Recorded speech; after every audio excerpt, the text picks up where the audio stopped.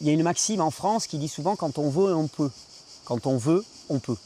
Et d'un point de vue physiologique, j'ai réussi à l'inverser complètement. C'est-à-dire que d'un point de vue physiologique, le vouloir est une propriété émergente de la capacité. C'est-à-dire c'est d'abord la capacité, c'est quand on peut, on veut. Et je pense que cette apathie que tu décris, c'est d'abord une question, physiologiquement parlant, de baisse de vitalité. C'est-à-dire que quand un individu est vital, il a envie.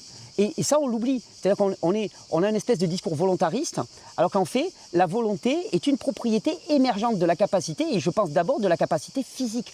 C'est-à-dire que des individus dont le corps est ralenti, fatigué, épuisé, en burn-out, ben, il y a un moment où ça n'est plus. Il n'y a plus l'énergie, il n'y a plus l'étincelle. Ouais. Objectivement, pour être entrepreneur, putain, il en faut de l'énergie. Il faut de l'énergie pour ça, parce qu'il va falloir se battre, parce que tu vas devoir défendre ton idée contre vent et marée, parce qu'au début, personne ne va y croire, et qu'il faut que toi, tu y crois. Et si tu es complètement épuisé, bah, tu vas avoir du mal à porter ça.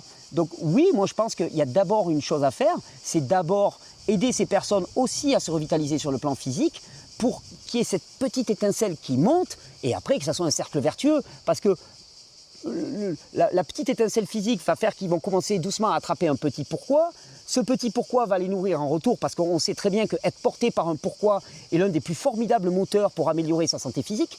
C'est-à-dire que quand quelqu'un est porté par un pourquoi fort, il a envie aussi d'être le plus en bonne santé et ainsi de suite pour pouvoir être capable de porter ce pourquoi.